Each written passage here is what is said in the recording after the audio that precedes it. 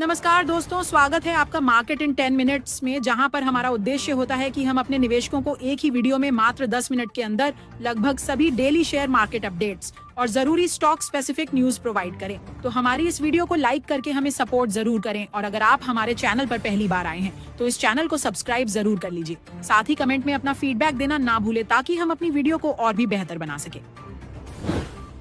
Share बाजार में शुक्रवार को लगातार दूसरे दिन गिरावट आई, क्योंकि विदेशी निवेशकों ने भारी बिकवाली की और ग्लोबल मार्केट से भी कमजोर संकेत मिले। सेंसेक्स करीब 456 अंक टूटकर 83,947 पर बंद हुआ और निफ्टी 152 अंक गिरकर 25,725 पर आ गया, जिससे निवेशकों का मूड थोड़ा ठंडा पड़ गया।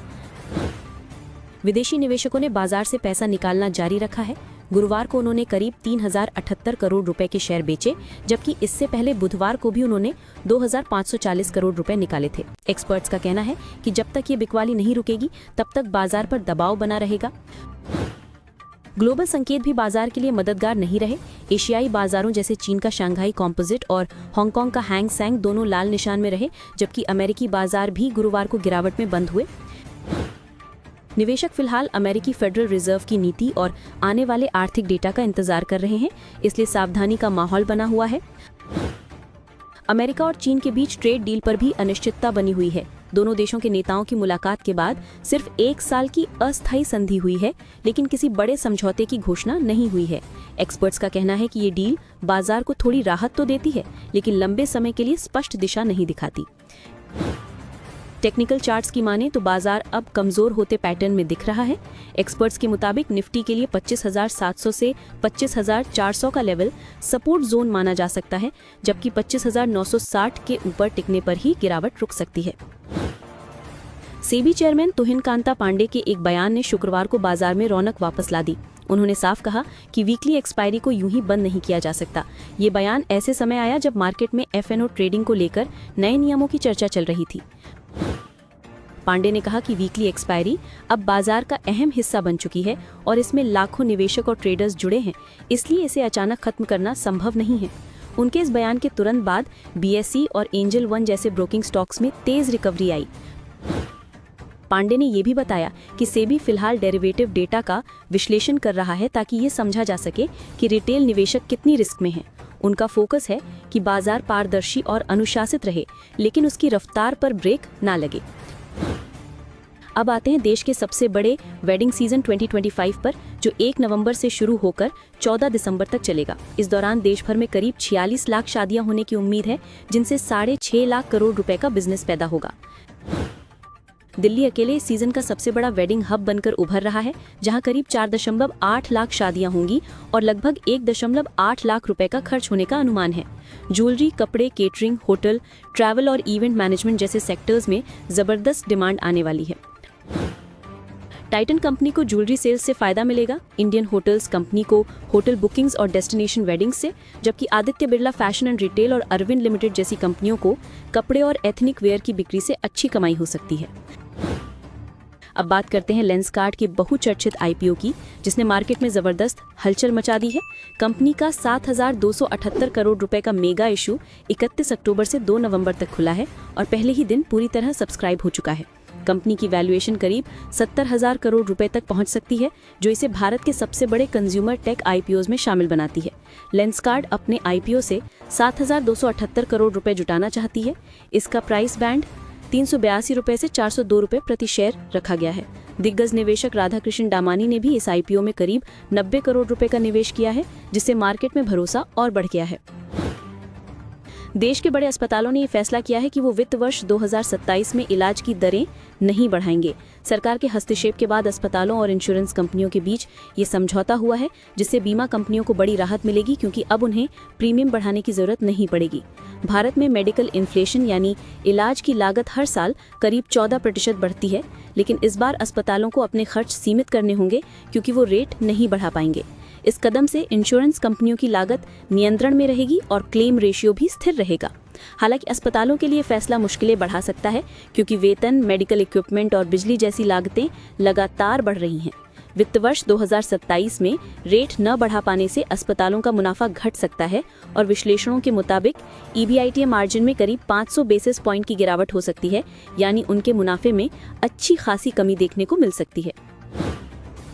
कोचिन शिपयार्ड ने डेनमार्क की स्विट्जर कंपनी के साथ एक अहम साझेदारी की है, जिसके तहत भारत में एडवांस्ड इलेक्ट्रिक टग बोट्स बनाए जाएंगे। ये ऐसे जहाज होंगे जो पारंपरिक ईंधन की जगह इलेक्ट्रिक सिस्टम से चलेंगे, जिससे समुद्री ऑपरेशन और पर्यावरण दोनों को फायदा होगा। ये डील भारत सरकार की मैरीटाइम इंडिया विजन 2030 के अनुरूप है, जिसका लक्ष्य देश के मरीन सेक्टर को ग्रीन और सस्टेनेबल बनाना है। स्विट्जर, जो AP मॉलर मास ग्रुप की कंपनी है, दुनिया की अग्रणी टोएज सर्विस प्रोवाइडर है और अब भारत में अपने ग्रीन ऑपरेशंस का विस्तार करेगी। भारत और अमेरिका के बीच 10 साल का नया डिफेंस फ्रेमवर्क अग्रीमेंट साइन हुआ है, जो दोनों देशों के रक्षा सहयोग और टेक्नोलॉजी साझेदारी को एक नई दिशा देगा। इसमें टेक्नोलॉजी शेयरिंग, संयुक्त सैन्य अभ्यास और रक्षा निर्माण जैसे क्षेत्र शामिल हैं। ये समझौता भारत अमेरिकी के रणनीतिक रिश्तों को और गहराई देगा, खासकर इंडो पैसिफिक क्षेत्र में चीन के प्रभाव को संतुलित करने के नजरिए से। इस डील से भारत को ग्लोबल डिफेंस नेटवर्क में मजबूती मिलेगी, जबकि अमेरिका को भारत में रक्षा निर्माण और निवेश के अवसर मिलेंगे। मनप्पुरम फाइनेंस पर इस समय मार्जिन दबाव की आशंका है, क्योंकि कंपनी अपने गोल्ड लोन की ब्याज दरों को करीब 1% घटाने की योजना बना रही है। इससे कंपनी की नेट इंटरेस्ट मार्जिन यानी कमाई पर असर पड़ सकता है। पेटीएम ने अपनी 2 कंपनियों पेटीएम इंटेलिजेंस और पेटीएम लाइफ इंश्योरेंस में बची हुई हिस्सेदारी भी खरीद ली है।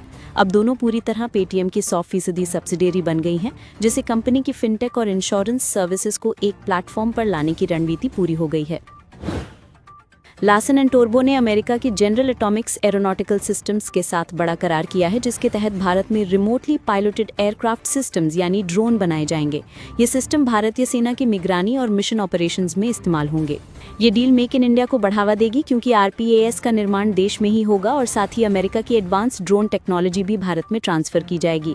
इससे L&T का डिफेंस पोर्टफोलियो और भी मजबूत होगा और भारत अमेरिका की रणनीतिक साझेदारी को नई दिशा मिलेगी। सेबी ने बैंक निफ्टी के नियमों में बड़ा बदलाव किया है। अब इंडेक्स में कम से कम 14 बैंक शामिल होंगे और किसी एक बैंक का वजन 20% से ज्यादा नहीं होगा। पहले HDFC बैंक, ICICI बैंक और SBI का संयुक्त वेटेज करीब 62% था, जो अब घटकर 45% तक सीमित रहेगा। इस बदलाव का फायदा मिड साइज और पब्लिक सेक्टर बैंक्स को मिलेगा, क्योंकि अब इंडेक्स ज्यादा डाइवर्स और बैलेंस्ड बनेगा। नई गाइडलाइन के तहत yes bank, Indian bank, union bank of India और बैंक ऑफ इंडिया को शामिल किए जाने की संभावना है। सेबी ने ये बदलाव 4 चरणों में मार्च 2026 तक लागू करने का प्लान बनाया है, ताकि मार्केट पर अचानक दबाव न पड़े। रिपोर्ट्स के मुताबिक इन बैंकों में विदेशी निवेश में तेजी आ सकती है और इसी उम्मीद में आज इनके शेयरों में 2 से 4% तक की तेजी देखी गई है। वेदांता लिमिटेड ने सितंबर तिमाही के नतीजे जारी किए हैं, जहां कंपनी का मुनाफा उम्मीद से थोड़ा बेहतर 3,479 करोड़ रुपए रहा। आमदनी करीब 39,868 करोड़ रुपए तक बढ़ी, यानी साल दर साल लगभग 6% की ग्रोथ देखने को मिली। ऑपरेटिंग लेवल पर कंपनी का EBITDA 11,397 करोड़ रुपए तक पहुंच गया और मार्जिन 28.6% तक सुधर गया, जो दोनों आंकड़े बाजार की उम्मीद से बेहतर रहे, जिससे साफ है कि कंपनी का कोर बिजनेस इस समय अच्छा काम कर रहा है। कंपनी के जिंक इंटरनेशनल बिजनेस ने भी अच्छा प्रदर्शन किया, जबकि बेस मेटल्स और ऑयल गैस सेगमेंट में डिमांड स्थिर बनी रही। हालांकि 2067 करोड़ रुपए के एक मुश्त घाटे ने नेट प्रॉफिट को थोड़ा कम किया, जो पुराने एसेट्स और पुनर्गठन से जुड़ा हुआ है। अब बात करते हैं मारुति सुजुकी की, जिसने सितंबर तिमाही में 3,293 करोड़ रुपए का मुनाफा दर्ज किया है। ये पिछले साल के मुकाबले थोड़ा ज्यादा है, लेकिन बाजार की उम्मीद 3,618 करोड़ रुपए से कम रहा। कंपनी की कुल आमदनी 42,101 करोड़ रुपए रही, जो साल दर साल करीब 13% बढ़ी है। हालांकि ये EBITDA मार्जिन घटकर 10.5% पर आ गया, जो बताता है कि ऑपरेटिंग खर्च बढ़े हैं। बढ़ती इनपुट कॉस्ट, डिस्काउंटिंग और विज्ञापन खर्चों ने कंपनी के मार्जिन पर दबाव डाला है। कुल बिक्री 2% सालाना और 4% तिमाही आधार पर बढ़ी है, जबकि एवरेज सेलिंग प्राइस में भी 11% की बढ़त देखी गई है। यानी कंपनी का प्रोडक्ट मिक्स प्रीमियम हो रहा है, जो लॉन्ग टर्म में पॉजिटिव सिग्नल है। एनालिस्ट्स का मानना है कि मारुति सुजुकी के नतीजे in line to slight beat रहे हैं, लेकिन आने वाले क्वार्टर्स में कंपनी के लिए कॉस्ट मैनेजमेंट सबसे बड़ी चुनौती रहने वाली है। अब आते हैं डॉक्टर लाल पैथ लैब्स पर, जिसने इस तिमाही में शानदार प्रदर्शन के साथ निवेशकों को बड़ा तोहफा दिया है। कंपनी का मुनाफा 17% बढ़कर 151 करोड़ रुपए पहुंचा और कुल आमदनी 731 करोड़ रुपए तक पहुंची। एबिडा में भी सुधार हुआ और ये 224 करोड़ रुपए तक पहुंचा, जबकि मार्जिन 31% पर स्थिर रहा, जो कंपनी की मजबूत ऑपरेशनल एफिशिएंसी को दिखाता है। कंपनी ने 7 रुपए प्रति शेयर का दूसरा इंटरिम डिविडेंड घोषित किया है और साथ ही पहली बार 1:1 का बोनस शेयर जारी करने का फैसला लिया है। इसके अलावा कंपनी ने अपने अधिकृत पूंजी को 200 करोड़ रुपए तक बढ़ाने का प्रस्ताव भी रखा है, ताकि बोनस और भविष्य के विस्तार के लिए पूंजी तैयार रहे। अब बात करते हैं जुबिलेंट फार्मा की, जिसने सितंबर तिमाही में अच्छा प्रदर्शन दिखाया है। कंपनी का नेट मुनाफा 103 करोड़ रुपए से बढ़कर 120 करोड़ रुपए पहुंचा, यानी करीब 17% की बढ़ोतरी। कुल आमदनी 1966 करोड़ रुपए तक बढ़ी, जबकि एबिडा 341 करोड़ रुपए पर पहुंच गया, पिछले साल के मुकाबले करीब 18% की ग्रोथ। एबिडा मार्जिन भी बढ़कर 17.4% हो गया, जो बताता है कि कंपनी की ऑपरेशनल एफिशिएंसी में सुधार हुआ है। कंपनी को ग्लोबल फार्मा डिमांड और कॉस्ट कंट्रोल का फायदा मिल रहा है। सीमेंट कंपनी एसीसी लिमिटेड ने सितंबर तिमाही में बेहतरीन नतीजे दिए हैं। कंपनी का मुनाफा 200 करोड़ रुपए से बढ़कर 1112 करोड़ रुपए पहुंच गया, जिसमें 356 करोड़ रुपए का टैक्स क्रेडिट भी शामिल है। रेवेन्यू 4629 करोड़ से बढ़कर 5851 करोड़ रुपए हो गया और एबिडा 819 करोड़ रुपए तक पहुंच गया, जो लगभग दोगुना है। मार्जिन में भी बड़ा सुधार हुआ और ये 9.4% से बढ़कर 14% तक पहुंच गया। बेहतर बिक्री, लागत नियंत्रण और प्राइसिंग पावर ने कंपनी के मुनाफे को सहारा दिया है। एनालिस्ट्स का कहना है कि सीमेंट सेक्टर में डिमांड स्थिर है और आने वाले क्वार्टर्स में वॉल्यूम ग्रोथ जारी रह सकती है। कंपनी ने 1.90 रुपए प्रति शेयर का डिविडेंड भी घोषित किया है। नवीन फ्लोरिन लिमिटेड के तिमाही नतीजे आने के बाद शेयर में जबरदस्त उछाल देखने को मिला। कंपनी का स्टॉक करीब 16% चढ़ गया, जो मार्च 2020 के बाद का सबसे बड़ा एक दिन का उछाल है। कंपनी की दूसरी तिमाही में आय साल दर साल 46% बढ़कर 758 करोड़ रुपए रही और ऑपरेटिंग मुनाफा यानी एबिडा 2 गुना हो गया। इसका मार्जिन भी 20.8% से बढ़कर 32.4% तक पहुंच गया। नवीन फ्लोरिन के हाई परफॉर्मेंस प्रोडक्ट सेगमेंट से रेवेन्यू 38% बढ़ा, जबकि स्पेशलिटी केमिकल्स बिजनेस में 35% और सीडीएमओ में लगभग 100% की वृद्धि दर्ज की गई। कंपनी का कहना है कि आने वाले सालों में मार्जिन 30% के आसपास रह सकता है। ब्रोकरेज हाउसेज ने भी कंपनी को लेकर पॉजिटिव रुख दिखाया है। यूबीएस ने 5,900 और जेफरीज ने 6,635 रुपए का टारगेट दिया है। दोनों ने बाय रेटिंग बरकरार रखी है। स्ट्राइड्स फार्मा के शानदार नतीजों ने शुक्रवार को बाजार में जोश बढ़ा दिया। स्ट्राइड्स फार्मा का मुनाफा 82% बढ़कर 131 करोड़ रुपए हो गया, जबकि आमदनी 1,221 करोड़ रुपए तक पहुंची। एबिडा भी बढ़कर 232 करोड़ रुपए हुआ और मार्जिन 15.8% से सुधरकर 19% पर आ गया। कंपनी का कहना है कि अमेरिकी बाजार में नई दवाओं के लॉन्च और लागत नियंत्रण से इसका परफॉर्मेंस बेहतर हुआ है। आने वाले महीनों में कंपनी मार्जिन और कैश फ्लो पर फोकस रखेगी। दूसरी तरफ भारत इलेक्ट्रॉनिक्स लिमिटेड ने 1,286 करोड़ रुपए का मुनाफा दर्ज किया, जो बाजार की उम्मीदों से बेहतर रहा। कंपनी की आमदनी 5,764 करोड़ रुपए और एबिडा 1,695 करोड़ रुपए रहा। कंपनी के पास फिलहाल 74,000 करोड़ से ज्यादा का ऑर्डर बुक है, जिससे आने वाले समय में बिजनेस ग्रोथ की पूरी संभावना बनती है। बीईएल को हाल ही में कई नए डिफेंस और एरोस्पेस प्रोजेक्ट्स मिले हैं, जो इसके राजस्व को और बढ़ाएंगे। एनालिस्ट्स मानते हैं कि बीईएल और स्ट्राइड्स फार्मा दोनों के नतीजे अपने अपने सेक्टर के लिए मजबूत संकेत हैं। Fertilisers and chemicals Travancore limited के Q2 नतीजे मिले जुले रहे। कंपनी का रेवेन्यू बढ़कर 1,629 करोड़ रुपए पहुंच गया, लेकिन नेट प्रॉफिट घटकर 21 करोड़ रुपए रह गया। रॉ मटेरियल महंगा होने और फर्टिलाइजर सब्सिडी में देरी के कारण ऑपरेटिंग प्रेशर बना रहा। हालांकि मांग बेहतर रहने से सेल्स वॉल्यूम में सुधार देखने को मिला। कंपनी का कहना है कि रबी सीजन में उर्वरकों की डिमांड बढ़ने और गैस सप्लाई स्थिर रहने से आने वाली तिमाही में प्रदर्शन सुधर सकता है। यानी फिलहाल दबाव जरूर है, लेकिन आगे रिकवरी की उम्मीद बनी हुई है। श्रीराम फाइनेंस ने Q2 में मजबूत प्रदर्शन किया है। कंपनी का नेट प्रॉफिट 2,307 करोड़ रुपए तक पहुंच गया, जो अनुमान से भी बेहतर रहा। नेट इंटरेस्ट इनकम भी बढ़कर 6,025 करोड़ रुपए हो गई और कंपनी ने 4.80 रुपए प्रति शेयर का अंतरिम डिविडेंड घोषित किया है। कंपनी की एसेट क्वालिटी में भी सुधार हुआ है और नेट एनपीए घटकर 2.49% रह गया। कुल मिलाकर श्रीराम फाइनेंस ने रिटेल और एमएसएमई लोन में अच्छी ग्रोथ दिखाते हुए तिमाही को मजबूत तरीके से खत्म किया। दूसरी ओर गेल इंडिया लिमिटेड का तिमाही मुनाफा थोड़ा घटकर 1,988 करोड़ रुपए रहा, लेकिन आय और एबिडा दोनों में सुधार हुआ। कंपनी को गैस ट्रांसमिशन और पेट्रोकेमिकल बिजनेस से सपोर्ट मिला है, जिससे ऑपरेटिंग प्रदर्शन बेहतर रहा। बजाज इलेक्ट्रिकल्स के लिए ये तिमाही मिश्रित रही। कंपनी का मुनाफा घटकर 10 करोड़ रुपए रह गया। हालांकि एबिटडा मार्जिन 4.6% से बढ़कर 5.6% तक पहुंच गया, यानी लागत नियंत्रण से मार्जिन बेहतर हुआ, लेकिन कमजोर मांग के कारण रेवेन्यू में हल्की कमी आई। अब बात एक ऐसे शेयर की जिसने मार्केट को हिला दिया। RRP semiconductor limited. इस कंपनी का शेयर 18 महीने में 10 रुपए से बढ़कर 10,673 रुपए तक पहुंच गया, यानी करीब 66,500% की चौंकाने वाली बढ़त।